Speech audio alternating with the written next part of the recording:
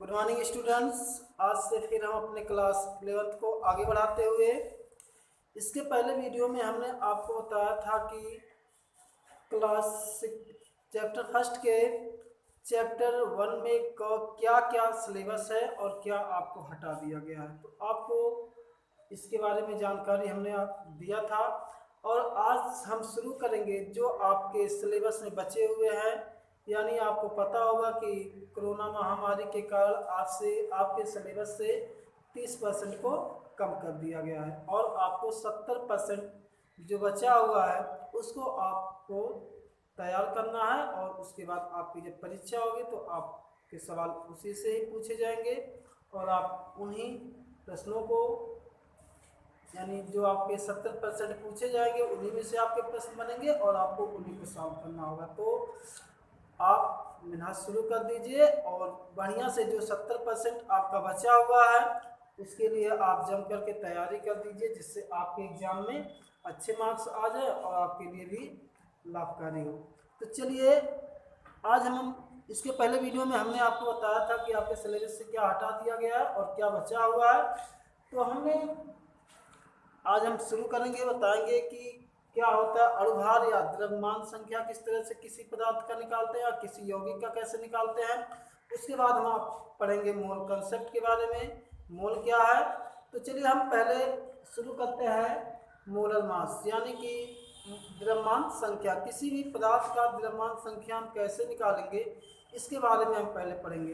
तो द्रव्यमान संख्या पढ़ने से पहले आप तो जितने भी तत्व हैं, यानी आपके बुक में जितने भी तत्व हैं उन तत्वों के परमाणु क्रमांक और परमाणु भार को याद रखना बहुत ही आवश्यक है, क्योंकि यदि आप उन तत्वों के परमाणु क्रमांक और परमाणु भार को नहीं जानेंगे तो आप उन तत्वों के द्रव्यमान संख्या को नहीं ज्ञात कर सकते। इसलिए सबसे पहले आपको आवश्यक है कि आपके जितने भी सब मतलब तत्व हैं, यहाँ हमने आपको कुछ इसके पहले वीडियो में हमने कुछ तत्वों के नाम बताए थे और लिखवाए भी थे कि आप उसको अच्छे तरीके से उन तत्वों के परमाणु क्रमांक और परमाणु भार को याद कर लीजिए, जिससे आपको किसी भी संख्या का, यानी किसी भी कंपाउंड या यौगिक का आपसे कहा जाए कि आप उस यौगिक का द्रव्यमान संख्या निकालिए तो आप उसको आसानी से ज्ञात कर सकते हैं। यदि आपको किसी भी तत्व का परमाणु भार ही नहीं मालूम रहेगा तो आप उस तत्व का परमाणु भार आपको ज्ञात करने में कठिनाई होती है। तो हम आपको फिर से रिपीट करते हैं जो कुछ तत्व हैं जिनको आपको परमाणु क्रमांक और परमाणु भार याद रखना बहुत ही आवश्यक है। आपको पता होगा, मान लीजिए कोई तत्व यदि यम है तो इस साइड में जो लिखा जाता है इसके नीचे लिखा जाता है, यानी मान लीजिए यदि कोई एलिमेंट यानी कोई तत्व यम है तो जो बाएं साइड में लिखा जाता है इसको कहा जाता है परमाणु क्रमांक। परमाणु क्रमांक और जो ऊपर लिखा जाता है इसको कहा जाता है परमाणु भार। इन सब चीज़ों से आप परिचित होंगे क्योंकि आप क्लास 11 में पहुंच गए हैं। हमको उम्मीद है कि आपको इन सब चीज़ों के बारे में जानकारी होगी कि परमाणु क्रमांक क्या है और परमाणु भार क्या है। तो हम आपको ये नहीं बताएंगे कि परमाणु क्रमांक क्या है, परमाणु भार क्या है। हम अपने सीधे टॉपिक पे आते हैं कि जितने भी तत्व हैं, यानी हमने आपके यहाँ बोर्ड पे जितने भी तत्वों के नाम लिखे हैं आप उनको यदि याद नहीं किए हैं तो आप उनको फिर से तैयार कर लीजिए। यदि आपको इन तत्वों के परमाणु क्रमांक या परमाणु भार याद नहीं होंगे तो जब आप मोल कंसेप्ट के सवाल को लगाएंगे उसमें आपको बहुत ही परेशानी होगी। और मोल कंसेप्ट आपका इस चैप्टर का सबसे महत्वपूर्ण टॉपिक है, जिससे आप कंफर्म हो जाए, यानी निश्चित है कि उससे इस साल आपके न्यूमेरिकल यानी सवाल आपसे पूछे जाएंगे उससे। तो चलिए हम फिर से रिपीट करते हैं। यहाँ हमने कुछ तत्वों के परमाणु क्रमांक और परमाणु भार लिखा है। आप यदि इसको नहीं लिखे हैं तो आप उससे फिर से लिख करके अपनी कॉपी में तैयार कर लीजिए और इसको किस प्रकार से याद करना है वह आप जानते हैं। जिससे यहाँ देखिए हाइड्रोजन लिखा गया है तो हाइड्रोजन का परमाणु क्रमांक 1 और परमाणु भार भी कितना है 1। तो आपको याद होना चाहिए कि हाइड्रोजन का परमाणु क्रमांक और परमाणु भार जो है दोनों एक ही होता है। यहाँ देखिए कार्बन, कार्बन का परमाणु क्रमांक 6 और परमाणु भार 12। इसको भी आपको याद रखना है, यानी कि जितने भी तत्वों के नाम लिखे गए हैं उसको आपको याद करना है। चलिए एक बार फिर से आपको सबको पढ़ के बता देते हैं। यहाँ लिखा है ऑक्सीजन, ऑक्सीजन का परमाणु क्रमांक 8 और परमाणु भार 16। यहाँ सल्फर, सल्फर का संकेत होता है यस, तो सल्फर का जो परमाणु क्रमांक 16 और परमाणु भार 32। यहाँ है कैल्शियम, कैल्शियम का संकेत Ca और इसका परमाणु क्रमांक 20, परमाणु भार 46। और यहाँ आपका है फ्लोरीन, फ्लोरीन का परमाणु क्रमांक होता है 9 और परमाणु भार 19। तो यहाँ देखिए अगला नंबर है एल्युमिनियम, एल्युमिनियम का संकेत होता है Al जिसका परमाणु क्रमांक 13 और परमाणु भार 27। आगे देखिए यहाँ फास्फोरस है जिसका संकेत P, इसका परमाणु क्रमांक 15 और परमाणु भार 31। क्लोरीन आगे है Cl जिसका संकेत होता है, और क्लोरीन का जो परमाणु क्रमांक होता है वह होता है 17 और परमाणु भार जो होता है वह 35.5 होता है। आगे देखिए यहाँ लिखा है Cr, Cr जो है क्रोमियम का संकेत है जिसका परमाणु क्रमांक 24 और परमाणु भार 52। यहाँ देखिए Fe जो है आयरन का संकेत है जिसका परमाणु क्रमांक 26 और परमाणु भार 56 होता है। आगे आपका Cu, कॉपर है जिसका संकेत है Cu और कॉपर का परमाणु क्रमांक 29 और परमाणु भार 63.5 है। आगे आपका लिखा गया Ag, Ag आपका सिल्वर का संकेत है जिसका परमाणु क्रमांक 47, परमाणु भार 108। आगे यहाँ लिखा गया Li, Li जो है लिथियम का संकेत होता है जिसका परमाणु क्रमांक 3 और परमाणु भार 27। आगे लिखा गया Be मतलब बेरिलियम, बेरिलियम का परमाणु क्रमांक जो है 4 होता है और परमाणु भार 9 होता है। आगे लिखा गया है Na जो है आपका सोडियम का संकेत है जिसका परमाणु क्रमांक होता है 11 और परमाणु भार होता है 23। आगे लिखा गया है K, यानी K जो है पोटेशियम का संकेत है जिसका परमाणु क्रमांक 19 होता है और परमाणु भार होता है 39।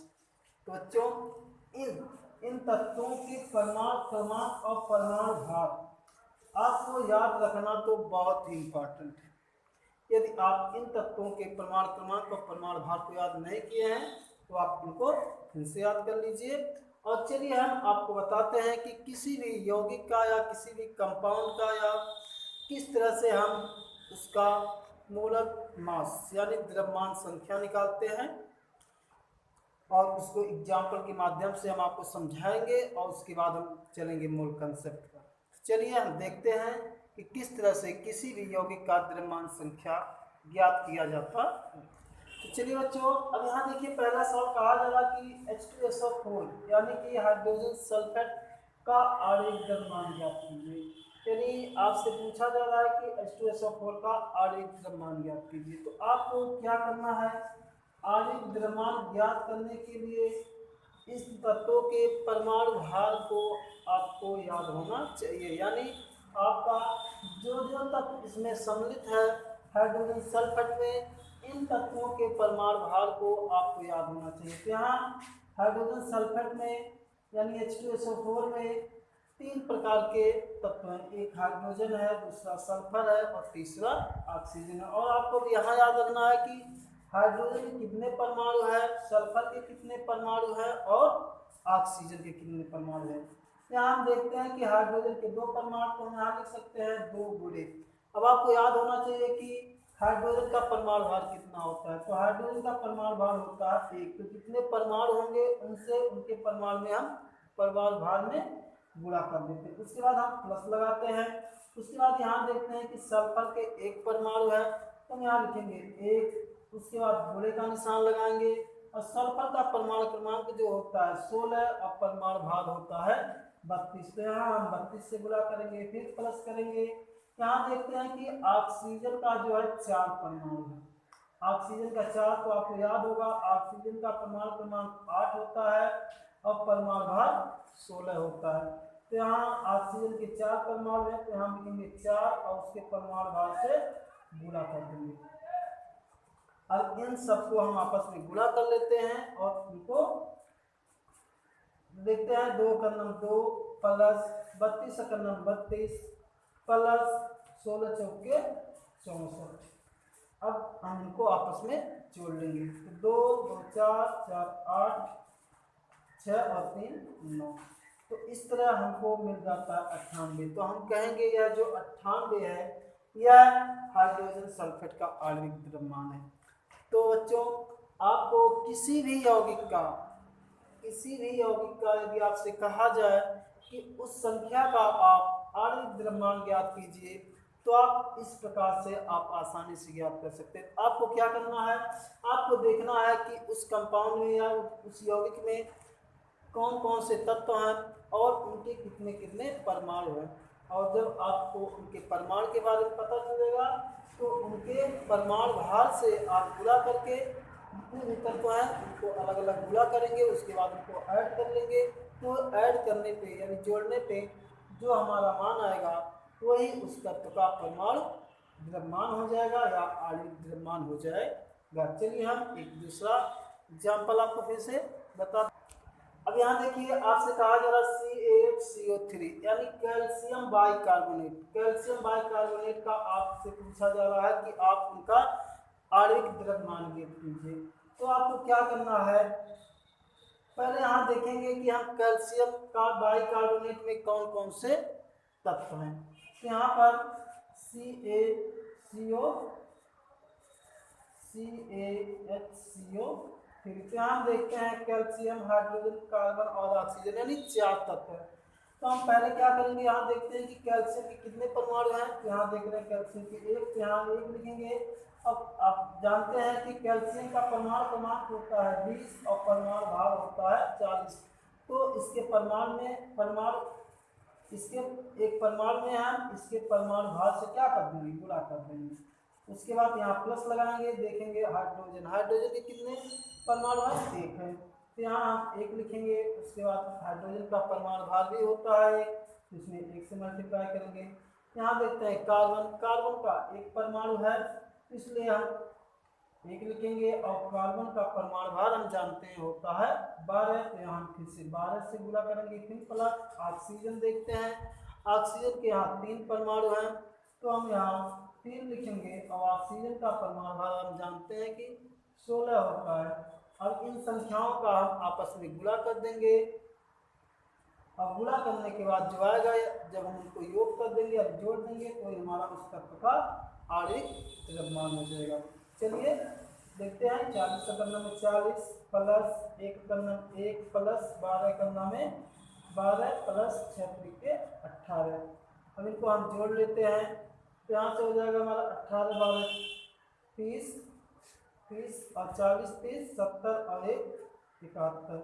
तो इस प्रकार से हमारा कैल्शियम बाइकार्बोनेट का आणविक द्रव्यमान निकल आता है 71। तो इस प्रकार से बच्चों यदि आपको तत्वों के परमाणु क्रमांक और परमाणु भार याद रहेंगे तो आपको द्रव्यमान संख्या निकालने में कोई परेशानी नहीं होगी। अब देखिए जब आप किसी भी कंपाउंड का द्रव्यमान संख्या निकालेंगे तो आप उसकी प्रतिशत मात्रा तभी निकाल पाएंगे जब इन चीज़ों को आप निकाल पाएंगे। तो यदि आपसे यही पूछ लिया जाए कि बताइए कि कैल्शियम बाइकार्बोनेट में कैल्शियम की कितनी मात्रा है या हाइड्रोजन की कितनी मात्रा है तो आप कैसे निकालेंगे। तो चलिए हम आगे बताएंगे कि किसी भी कंपाउंड में किसी भी तत्व की प्रतिशत मात्रा कितना है या उसको किस प्रकार से ज्ञात करते हैं जो आपके इस टॉपिक में है। यानी आपको प्रतिशत के बारे में पढ़ना है और आपसे इससे एग्जाम में सवाल भी पूछा जा सकता है। चलिए हम उसके बारे में आगे पढ़ते हैं। चलिए बच्चों अब हम पढ़ेंगे प्रतिशत मात्रा ज्ञात करना। यानी किसी भी कंपाउंड में यानी किसी भी यौगिक में आपसे पूछा जाए कि उस यौगिक में उस तत्व का आप प्रतिशत मात्रा बताइए कितना % है तो आप उसको कैसे ज्ञात करेंगे हम उसके बारे में आपको बताते हैं। तो मान लीजिए आपसे कहा जाए CO2 में कार्बन की प्रतिशत मात्रा है।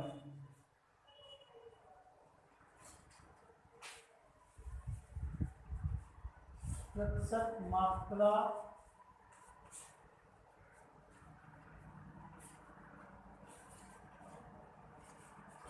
ज्ञात कीजिए। यानी आपसे कहा जा रहा है कि जो CO2 में है तो इसमें बताइए कि कार्बन आपका कितना प्रतिशत है। तो आपको पता होगा कि प्रतिशत जो होता है वह 100 पे निकाला जाता है, यानी परसेंटेज का मतलब ही होता है 100। तो यहाँ हम पहले क्या करेंगे, इसको हल करने के लिए पहले हमको इनके पूरे द्रव्यमान को निकालना होगा, उसके बाद ही हम इनका इनमें से कार्बन का प्रतिशत मात्रा निकाल सकते हैं। तो पहले हम इनका द्रव्यमान निकालते हैं, यानी ये आणविक द्रव्यमान। तो द्रव्यमान देखते हैं, यहाँ कार्बन का एक परमाणु है तो कार्बन का हो जाएगा 1 गुणे, और परमाणु भार कार्बन का होता है 1 है। परमाणु कार्बन का परमाणु भार हमने आपको बताया है कि 12 होता है, क्या हो जाएगा कार्बन 12। ऑक्सीजन का निकालते हैं तो ऑक्सीजन के 2 परमाणु, तो 2 गुणे, और ऑक्सीजन का परमाणु भार होता है 16, तो हम यहाँ 16 से गुणा करेंगे तो ऑक्सीजन हो जाएगा 16 गुना 32, यानी ऑक्सीजन जो है 12, कार्बन 12 है और ऑक्सीजन जो है 32 ग्राम है। मान लीजिए, और दोनों को हम जोड़ते हैं, यानी दोनों कार्बन और ऑक्सीजन का कुल द्रव्यमान, तो हमारा हो जाएगा 12 + 32 = 44, यानी जब हम 12 में 32 को ऐड करेंगे तो हमारा हो जाएगा 44, यानी आपका कुल द्रव्यमान है 44। अब पूछा जा रहा है आपसे कार्बन की कितना मात्रा है, तो आपसे जब पूछा जाए कार्बन की प्रतिशत मात्रा, तो आप क्या करेंगे, कार्बन की प्रतिशत मात्रा पहले कार्बन यानी 44 में कार्बन कितना है 12, तो हम पहले 12 लिखेंगे। उसके बाद टोटल मात्रा, टोटल हमारा कितना है 40 गुणे 100, यानी आपको पता होगा किसी भी भिन्न को परसेंटेज में बदलने के लिए हम क्या करते हैं 100 से गुणा करते हैं। अब यहाँ जब हम 100 से गुणा कर देंगे तो अब हमको इसी को सॉल्व करने पे जो आएगा वही हमारा हो जाएगा कार्बन की प्रतिशत मात्रा। तो चलिए अब हम सॉल्व करते हैं इसको। यहाँ देखिए ये हमारा 4 होगा, 4 का नम 4, 4 का नम 4, और जब यहाँ 100 में 4 से भाग देंगे तो हमारा आ जाएगा 25, तो हमारा बचेगा क्या,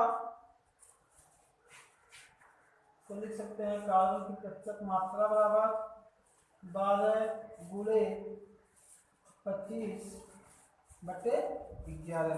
जब हम 12 का 25 में गुणा करेंगे, यानी 12 25 60 के 0, और 12 गुना 24, 24 6 30, अब 30 में जो हम 11 से भाग देंगे तो हमको पता चल जाएगा कि कार्बन की प्रतिशत मात्रा कितना है। तो चलिए हम 300 में 11 से भाग देते तो हमारा पहले जाएगा 2 बार, 11 गुना 22 8, यहाँ हो जाएगा 0, 7 बार जाएगा 11 7 77, फिर हमारा यहाँ आ जाएगा 3, फिर यहाँ दशमलव बढ़ाएंगे तो यहाँ 0 बढ़ा सकते हैं, तो हमारा हो जाएगा 11 गुना 22, यानी दशमलव के बाद एक ही ले जाएंगे तो हमारा यहाँ आंसर आ गया 27.2%। बच्चों आप इस प्रकार से किसी भी तत्व की प्रतिशत मात्रा को ज्ञात कर सकते हैं, यानी आपसे जब कहा जाए किसी भी कार्बनिक यौगिक में किसी भी तत्व का प्रतिशत मात्रा आपसे निकालने को कहा जाए तो आप सबसे पहले क्या करेंगे, उसके आणविक द्रव्यमान को निकालेंगे या द्रव्यमान संख्या को निकालेंगे और देखेंगे कि उस तत्व का कितना उसमें द्रव्यमान है।